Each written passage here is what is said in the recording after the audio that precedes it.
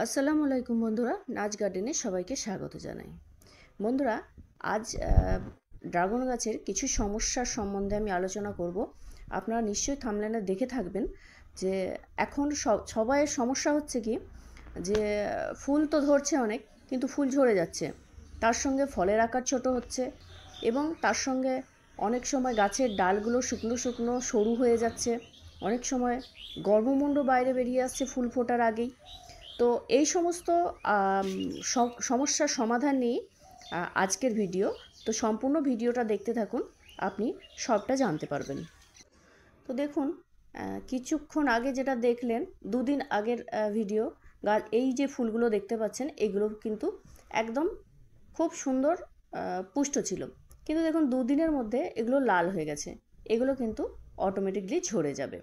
তো এর প্রথম কারণ হচ্ছে, আপনার গাছে যতগুলো ফুল ধরবে সবগুলো কিন্তু থাকবে না। এর আগেও আমি অনেক ভিডিওতে বলেছি, এই ফুলগুলো কিন্তু সব গাছের মতো, যেমন সব গাছে সব ফুল থাকে না, এ গাছেও সব ফুল থাকবে না, কিছুটা তো ঝরে যাবেই।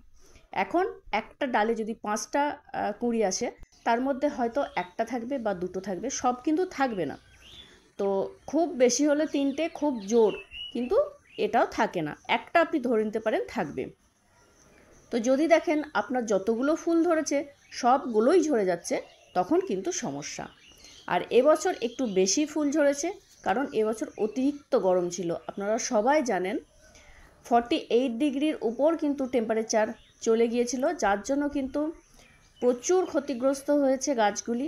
যেগুলো ছাদে আছে সেগুলো তো মারাত্মক ক্ষতি হয়েছে, এবং যেগুলি বাগানে যারা মাটিতে চাষ করেছেন তাদেরও কিন্তু ক্ষতি হয়েছে তুলনামূলক কম। এখন এই গরমের সময় কিন্তু এই ফুলগুলো যেগুলো আসছে সেগুলো কিন্তু অনেকটা ঝরে যাচ্ছে। এর কারণ হলো, আপনি যখন দেখছেন যে ফুলটা কাঁটা থেকে ফুটে বার হচ্ছে, তারও কিন্তু 15 থেকে 1 মাস আগে থেকে ওই জায়গায় ফল হবার জন্য খাদ্য কিন্তু সঞ্চিত হচ্ছে।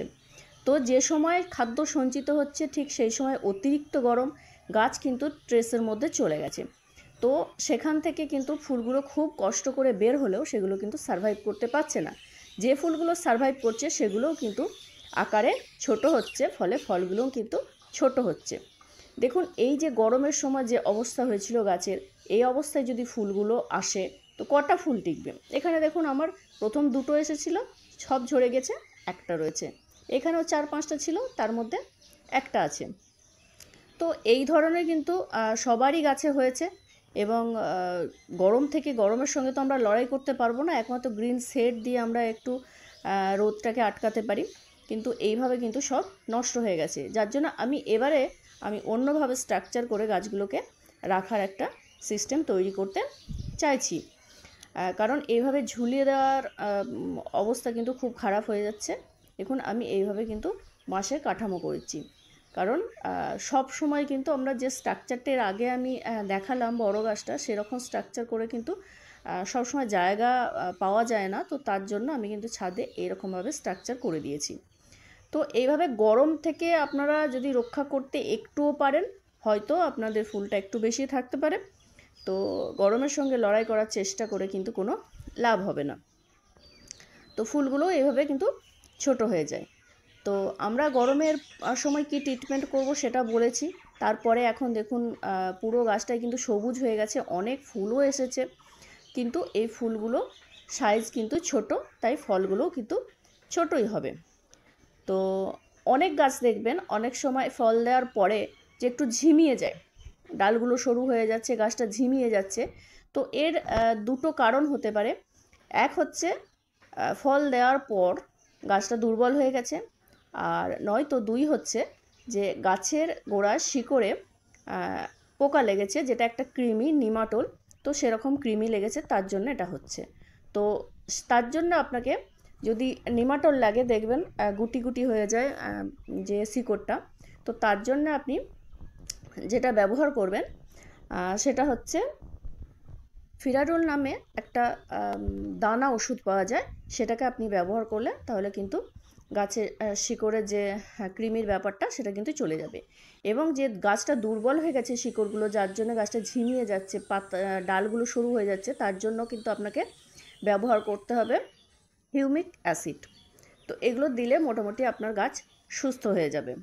এবং এখন যাতে বর্ষার পর এখন বৃষ্টি হচ্ছে, এর পরে যাতে ফুলগুলো বড় হয়, গাছে অনেক ফুল টেকে এবং যাতে আরও বেশি আমরা বড় বড় ফল পাই, তার জন্য আপনাকে এখন কি করতে হবে, এখন যেটা করবেন সেটা হচ্ছে অ্যাপসম সল্ট প্রত্যেকটা 1 লিটার জলেতে, একটা টবেতে 1 লিটার জলে 1/2 চামচ পরিমাণ দিয়ে গুলিয়ে সেটাকে গাছের গোড়ায় দেবেন এবং তার সঙ্গে দেবেন জিঙ্ক এবং বোরন।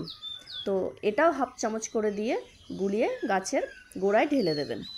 যদি এগুলো আলাদা করে না পান তাহলে যে কোনো যে অনুখাদ্য যাতে এই 4টে উপাদান আছে সেটাকে নিয়ে আপনি গাছে স্প্রে করেও দিতে পারেন। দেখবেন যখন ফুল ফোটার সময় হয়ে যাবে বা ফুল বড় হয়ে যাবে তখন দেবেন না, আপনি কুঁড়ি অবস্থায় দেবেন।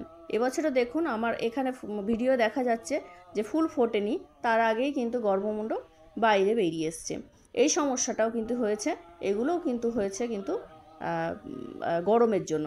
দেখবেন গাছের যে ফলগুলো হচ্ছে সেগুলো যেমন ছোট হচ্ছে, তার সঙ্গে কিন্তু খোসাটাও দেখবেন একটা খসখসে ভাব, শুকনো শুকনো ভাব এরকম হচ্ছে, মোটা হচ্ছে খোসা, যার জন্য কিন্তু যে ফলটা সেটা কিন্তু বাড়ছে না।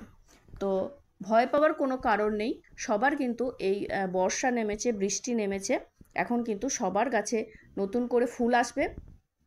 এখন নাইট্রোজেন কোনো খাবার দেবেন না, যদি খাবার অনেক বেশি আগে দিয়ে থাকেন তাহলে এখন যেটা করবেন একটু নিমখোল আর একটু হাড় গুঁড়ো দেবেন। তবে যাদের গাছে ফুল আছে তারা দেবেন না, ফল সেট হয়ে যাবার পর তারপরে কিন্তু এটা দেবেন, কারণ পরবর্তীতে আবারও কিন্তু যাতে ফুল আমাদের আসে তার জন্য এই খাবারটা দিতে হবে। নাহলে অনেক দিন খাবার না পেলে তখন গাছ আবার নিজের ফলগুলোকে তৈরি করতে পারবে না, তার জন্য কিন্তু দেবেন। যাদের ফুল আছে তারা কিন্তু পটাশ এখন দেবেন না, ফুল যখন ফলে সেট হয়ে যাবে হাড় গুঁড়ো বা যেটা বললাম নিমখোল তার সঙ্গে অল্প পটাশ তখন দিতে পারেন। তো এইভাবে গাছের পরিচর্যা করুন। শুধু আপনার বা আমার নয়, বড় বড় যারা ড্রাগন চাষি আছে তারাও কিন্তু এই একই সমস্যার সম্মুখীন হচ্ছেন। তো ভিডিওটা ভালো লাগলে অবশ্যই একটা লাইক করবেন উৎসাহের জন্য, পরবর্তীতে যাতে আরও ভালো ভালো ভিডিও আপনাদের সামনে নিয়ে আসতে পারি, এবং কমেন্টে জানিয়ে যাবেন যে আপনারা এই ভিডিও থেকে কি উপকৃত হলেন, এবং আরও যদি কোনো প্রশ্ন থাকে অবশ্যই কিন্তু কমেন্টে জানিয়ে যাবেন, এবং অন্যকে জানার জন্য একটা শেয়ার অবশ্যই করবেন। ধন্যবাদ, আল্লাহ হাফিজ।